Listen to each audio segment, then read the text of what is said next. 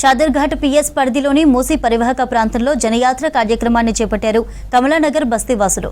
బస్తీ సమస్యలపై పెద్ద ఎత్తున ర్యాలీ నిర్వహించారు. హైదరాబాద్ అంటే కేవలం హైటెక్ భవనాలే కాదని బస్తీల్లో నివసిస్తున్న కష్టజీవులే అసలైన నగర నిర్మాతలని అన్నారు. బస్తీల్లో నివసిస్తున్న ప్రజలకు కనీస జీవన వసతులు, నాణ్యమైన విద్య, పారిశుద్ధ్యం, నివాస భద్రత కల్పించాలని జనయాత్ర నిర్వహించారు. నిర్వాహకులు బస్తీ ప్రజలు ఐక్యంగా ఉంటే తమ సమస్యలకు శాశ్వత పరిష్కారం సాధ్యమవుతుందని చెప్పారు.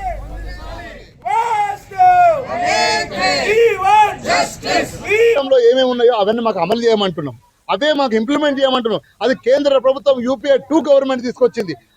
ఆ చట్టాన్ని 2013 భూసేకరణ చట్టాన్ని ఇక్కడ ఇంప్లిమెంట్ చేయమంటున్నాం. మూసీ అంటే ఒక జీవనది, ఎన్నో జీవితాలను ఒక ఊరు నిర్మించింది. ఈ రోజు హైదరాబాద్ నగరం ఈ రోజు ఇక్కడ అభివృద్ధి అయిందంటే మూసీ రివర్ కాబట్టి ఇక్కడ ఇల్లు కట్టుకొని ఇక్కడ నిలబడి ప్రజలు వందల సంవత్సరాల నుంచి దాదాపు ఇక్కడ నివసిస్తూ వచ్చారు. కాబట్టి ఇప్పటికి ప్రభుత్వానికి మేము ఒకటే డిమాండ్ చేస్తున్నాం, ఈ బస్తీ సంఘాల జేఏసీ నుంచి ఇప్పటికైనా ఇక్కడ ప్రజలతో మాట్లాడండి, ఇక్కడ ప్రజలతో చర్చించండి, వాళ్ళకి ఏం కావాలో మాట్లాడండి, వాళ్ళకి ఎలాంటి ఇల్లు కావాలో మాట్లాడండి, వాళ్ళ జీవితానికి ఒక భరోసా కల్పించండి. అప్పుడు వాళ్ళు మీతో చర్చించి మీకు తోడ్పాటు చేస్తారు. వాళ్ళు ఓట్లేస్తేనే కదా మీరు ఎమ్మెల్యేలు అయింది, వాళ్ళు ఓట్లేస్తేనే కదా మీరు మంత్రులు అయింది, వాళ్ళు ఓట్లేస్తేనే కదా ముఖ్యమంత్రి అయింది. ఇప్పుడు వాళ్ళతో చర్చించడానికి భయమైంది.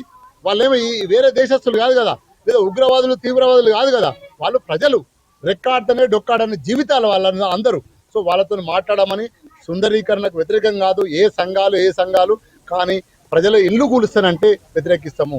3000 బస్తీలు హైదరాబాద్లో ఉన్నాయి. ఇవి కొన్ని బస్తీలు ఈ మూసీ ప్రాంతంలో ఉన్నాయి. ఈరోజు 3000 బస్తీల సంఘాల నాయకుల జేఏసీ ఈ రోజు ఈ బస్తీ ప్రజల కోసం జనయాత్రను మొదలుపెట్టింది. ఇక్కడ ఒక కమిటీనో ఏదో వచ్చి గవర్నమెంట్ తరఫున వచ్చేసి వాళ్ళని కూడా చర్చిస్తే వాళ్ళు ఏమంటారో వాళ్ళ ఉద్దేశం కూడా తెలుసుకుంటే బాగుంటది అని చెయ్యండి. సుందరీకరణ వద్దాను, కానీ వాళ్ళకు కూడా న్యాయం చేసి సుందరీకరణ చేస్తే అందరికీ మంచిదే కదా. అందరికీ సిటీ అనేది ఇంప్రూవ్మెంట్ డెవలప్మెంట్ ఉండాలని అనుకుంటున్నాం కాబట్టి అవును ధోరణిలో ప్రభుత్వం దానికి వచ్చి వాళ్ళని ఒప్పించుకోండి, వాళ్ళతో మాట్లాడండి, చర్చిస్తే కాదని. ఇప్పుడు కొన్ని భూములు పోయినాయి వైఎస్ రాజశేఖర హయాంలో, దాంట్లో పోయినాయి. వాళ్ళ రైతుల కాడికి వచ్చి అడుగుతానే కదా వాళ్ళు కూడా చేసింది. అలానే వీళ్ళ కాడికి వచ్చి అడగంటే బాగుంటుందని.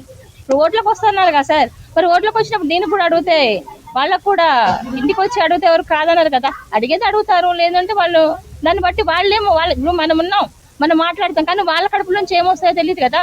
అప్పుడు చర్చిస్తే బాగుంటుందని మా ఉద్దేశం సార్. ఇప్పుడు డబుల్ బెడ్రూమ్స్ అని ఇస్తారు, అది ఎవరి వరకు సరే. ఒకళ్ళు సిటిజన్స్ ఉన్నారనుకోండి, అంత ఫ్లోర్స్ ఎక్కుతారా చెప్పండి?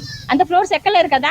అందులో ఇప్పుడు అందరూ ఉన్న వాళ్ళే లేరు, కొంత పేషెంట్స్ ఉంటారు, కొంత ఎన్నో ఉంటాయి. ఇప్పుడు మీకు తెలియదైతే కాదు, బట్ వాళ్ళు అర్థం చేసుకుంటే వాళ్ళకి అన్నీ తెలుసు. అదే చర్చించి ఇప్పుడు సరే ఇప్పుడు ఎన్నో ఫ్లోర్స్ వేస్తారు సార్, లిఫ్ట్లు ఉంటాయి, దానికి లిఫ్ట్ పెడతారా? డబుల్ బెడ్రూమ్స్ లిఫ్ట్లు ఉన్నాయి ఎక్కడన్నా. మరి దీనికి మరి అలాంటివి వచ్చి మాట్లాడితే వాళ్ళకు కూడా చెప్తారేమో అని నా ఉద్దేశం.